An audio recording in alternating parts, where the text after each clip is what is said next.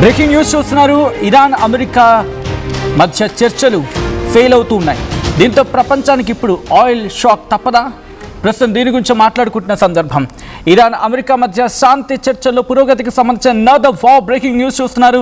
Here it is on the screens of RTV. Iran America మధ్య చర్చల్లో పురోగతికి సంబంధించిన వార్ బ్రేకింగ్ న్యూస్ మీరు చూస్తూ ఉన్నారు. అయితే ఇది ఎక్కడ కూడా ఆ పురోగతి ఎక్కడ కనిపించడం లేదు. దీంతో హార్మోజ్లో షిప్పింగ్ భారీగా తగ్గిపోయింది. శనివారం హార్మోజ్ని కేవలం 5 నౌకలు దాటాయి. కేవలం 5 నౌకలు మాత్రమే హార్మోజ్ స్ట్రైట్ను దాటాయి. ఆదివారం అయితే మరీ దారుణం. ఒక్క నౌక కూడా హార్మోజ్ స్ట్రైట్ నుంచి దాటని పరిస్థితి ఉంది. దీంతో బ్రెంట్ క్రూడ్ ఆయిల్ ధర $89.4 చేరుకుందంటే అర్థం చేసుకోవచ్చు.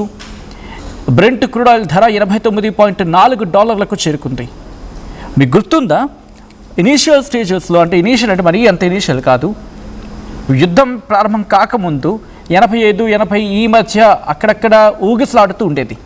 అప్పటికే మనకి $100 అటు ఇటుగా అంటే కొట్టుకుంటుంది మీటర్ ప్రైస్ విషయంలో. బట్ ఎప్పుడైతే ఏకంగా 100కి 130కి వెళ్ళిపోయిందో, అమ్మ పాపోయ్ ఈ స్థాయిలో పెరిగిపోతుందా? ఎందుకంటే ప్రపంచంలో క్రూడ్ ఆయిల్ ధర కనుక, బ్రెంట్ క్రూడ్ ఆయిల్ ధర కనుక పెరిగితే దాని ఇంపాక్ట్ మన మీద కూడా ఉంటుంది. అయితే దానికి తదనుగుణంగా ప్రభుత్వం యాక్షన్ తీసుకుంది, కాస్త చర్యలకు ఉపక్రమించింది. ఆ భారం ప్రజల మీద పడకుండా కొన్ని ఏర్పాట్లు చేసింది. దానికి సంబంధించి పెద్ద చర్చ కూడా జరిగింది. సో ఆ విషయం పక్కన పెడితే ఇప్పుడు ఈ సబ్జెక్ట్ విషయానికి వచ్చినప్పుడు $89.4 చేరుకుంది బ్రెంట్ క్రూడ్ ఆయిల్ ధర. బ్రెంట్ అంటే ఒక బ్యారెల్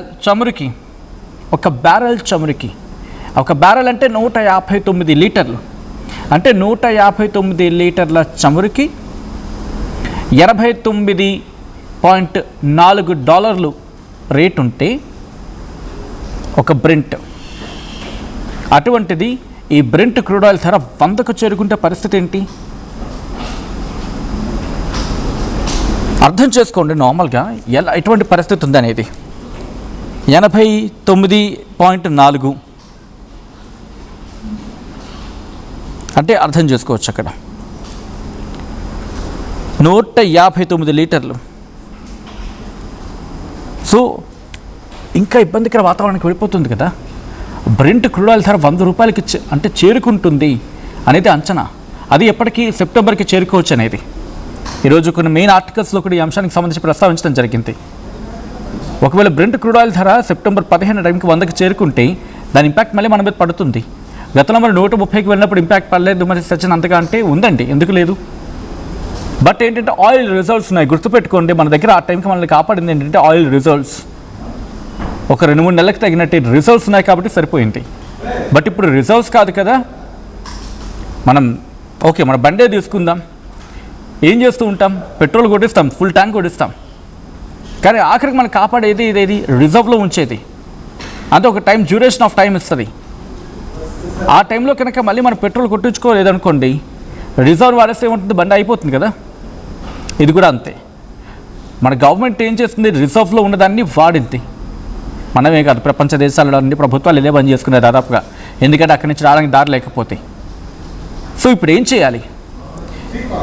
చేయాలనేది కీలకమైన అంశం. ఇప్పుడు మనం ఫుల్ ట్యాంక్ కొట్టించుకోవాలి, రిజర్వ్ చేసుకోవాలి. పోనీ వచ్చే మార్గమైనా ఈజీగా ఉందా అంటే లేదు. 2 మార్గాలు కూడా. ఫర్ సపోజ్ మన చెవి నుంచి ముక్కు ఈ రూట్ అనుకుందాం. ఈ రూట్ క్లియర్గా ఉందనుకోండి, వేలేమవుతుంది, తిన్నగా ఇలా హ్యాపీగా వెళ్ళిపోతుంది. అది చెవికి ముక్కుకి మధ్య ఒక చిన్న పెద్ద అడ్డంకి ఏర్పడింది. అప్పుడు ఏం చేయాలి? చెవి నుంచి వెనక చెవికి వెళ్ళి అక్కడి నుంచి మళ్ళీ లెఫ్ట్ సైడ్ ముక్కుకి రావాల్సి ఉంటుంది. Just example. లేకపోతే ఒక 2 కిలోమీటర్లు వెళ్ళాల్సింది ఒక 20 కిలోమీటర్లు తిరగాల్సిన పరిస్థితి. అంటే ఇటు స్ట్రైట్ ఆఫ్ హార్మోజ్ని క్లోజ్ అయిపోయింది. ఇప్పుడు బాబెల్ మందేబ్ కూడా ఇబ్బంది అవుతుంది. అప్పుడు ఏం చేయాలి? Very clear. ప్రపంచానికి బాగా తెలుసు ఇంకా ఆప్షన్ లేదు అన్నప్పుడు. అప్పుడే అసలు ఇబ్బంది ఏర్పడుతోంది. బాబెల్ మందేబ్ పూర్తిగా మూసుకుపోయింది.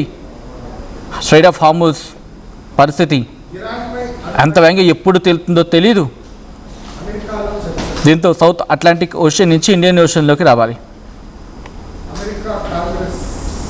ఎక్కడి నుంచి? కేప్ టౌన్ నుంచి. మీకు గమనిస్తే కనుక కింద కేప్ టౌన్ ఉంటుంది, అక్కడి నుంచి రావాల్సి ఉంటుంది.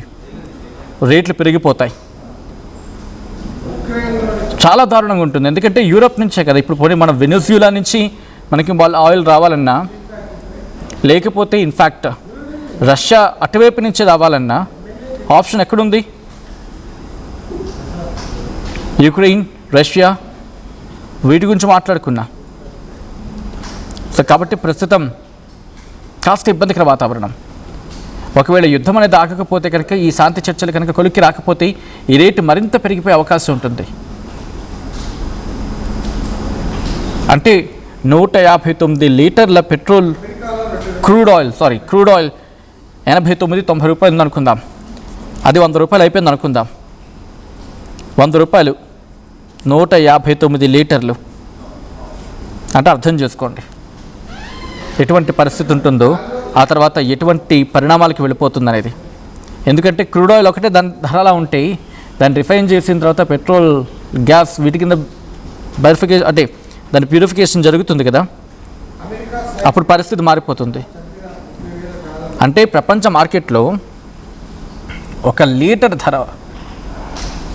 $0.62 ఉంటే, అంటే దాదాపుగా లీటర్ 62 రూపాయలుగా ఉంటాయి నార్మల్గా అటు ఇటుగా మాట్లాడుకున్నా.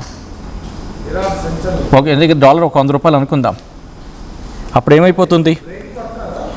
ప్రస్తుతం $62.62. అంటే అర్థం చేసుకోవచ్చు పూర్తిగా 1 లీటర్ క్రూడ్ ఆయిల్ 62 రూపాయలకు వెళ్ళిపోతే, ఎందుకంటే బ్యారెల్ కింద మాట్లాడుకుంటాం కదా, ఒక బ్యారెల్ మీద కనీసం ఒక 100 రూపాయలు పెరిగింది అనుకుందాం, ఒక 10 రూపాయలు పెరిగిపోయింది అనుకుందాం. అంటే ఎలా కాదన్నా మన మీద ఇంపాక్ట్ ఉంటుంది. ఇప్పుడు ఈ 89 రూపాయలు ఉన్నప్పుడు మనకి ఎంత ఉంది? దాదాపుగా 110, 113 నుంచి 120 మధ్య అనుకుందామా? పోనీ ఆన్లైన్ యావరేజ్గా 120, హైయెస్ట్ కండిషన్స్లో 120 అనుకుందాం. అంటే ఇక్కడ ఒక 30 రూపాయల డిఫరెన్స్ ఉందనుకుందాం. అదే ఒకవేళ ఇక్కడ ఇలా పెరిగితే ఈ 62 రూపాయలు ఉన్నది, లేకపోతే 89 రూపాయలు ఉన్నది, దాదాపుగా అదొక 100 రూపాయలు అయిపోయింది అనుకుందాం, అది $100 అనుకుందాం. అక్కడ పరిస్థితి ఎలా ఉంటుంది? ఇంకప్పుడు కనీసం ఒక 150కి వెళ్ళిపోయినా పెద్దగా ఆశ్చర్యపడవలసిన అవసరం లేదేమో. ఎందుకంటే అక్కడ పరిస్థితుల్ని కోట్ చేసి మాట్లాడుకునే సందర్భం. ఎందుకు అక్కడితో ఆగిపోతే గొప్ప, ఇంకా పెరిగే అవకాశం ఎందుకు ఉంటుంది? విదేశాల నుంచి రావాలి, దానికి ఆ డ్యూటీ ఛార్జెస్ ఉంటాయి, దాంతోపాటు షిప్పింగ్ గురించి మాట్లాడుకుంటూ ఉంటారు, దానికి రకరకాల మెయింటెనెన్సెస్ ఉంటాయి, మళ్ళీని ఇవన్నీ ఇంపాక్ట్ చూపిస్తాయి. కాబట్టి ధరలు భారీగా పెరిగిపోయే ప్రమాదం ఉంటుంది. సో మీరేమనుకుంటూ ఉన్నారు? ఈ శాంతి చర్చలు కొరికి రాకపోతే కనుక ఈ రేట్లు ఇంకా పెరిగిపోయే అవకాశం ఉందా? ఎందుకంటే మిడిల్ ఈస్ట్లో ఇంధన సరఫరా అంతరాయం చాలా తీవ్రంగా ఉంది. ఎల్పిజి ప్రొడక్షన్ పెంచాలని చెప్పి ఆయిల్ కంపెనీలకు కేంద్రం టార్గెట్ పెట్టింది. ఇరాన్ దగ్గర ఏం మిగలట్లేదంటూ కూడా ట్రంప్ చెప్పుకొచ్చిన సందర్భం. Iran navy, air force, radar system మొత్తం అంతా తుడిచిపెట్టుకుపోయిందంటూ ట్రంప్ సంచలన వ్యాఖ్యలు చేసుకొచ్చాడు. ఇరాన్ కరెన్సీ పూర్తిగా పడిపోయిందంటున్నాడు. ద్రవ్యోల్బణం 350% చేరిపోయిందంటూ ట్రంప్ చెప్పుకొస్తూ ఉన్నాడు. ఇరాన్ అణ్వాయుధాన్ని పొందకుండా అమెరికా అడ్డుకోవాల్సిందంటూ ఉన్నాడు. ఇరాన్ పరిస్థితి బాగుందని వస్తున్న వార్తలు ఫేక్ అంటూ ఉన్నాడు. త్వరలోనే కొన్ని మంచి విషయాలు జరగబోతున్నాయంటూ సంచలన వ్యాఖ్యలు చేసుకొచ్చిన నేపథ్యంలో ట్రంప్ ఒకవేళ దాడి చేస్తే కనుక ప్రపంచానికి ఇక గడ్డు పరిస్థితి ఎదురయ్యే అవకాశం చాలా త్వరగానే తీసుకొచ్చేస్తారనలో అతిశక్తి లేదు. మీ అభిప్రాయం ఏంటో కామెంట్ చేసే ప్రయత్నం చేయండి.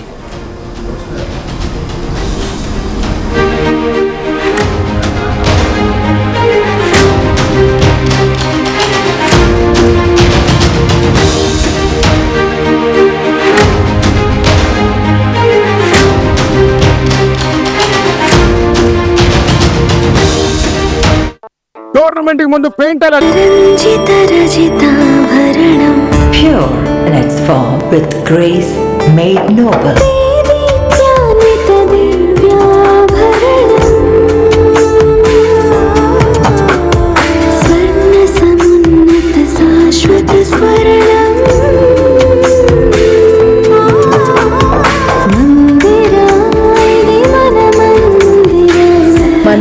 premium silver jewelry by Manipali.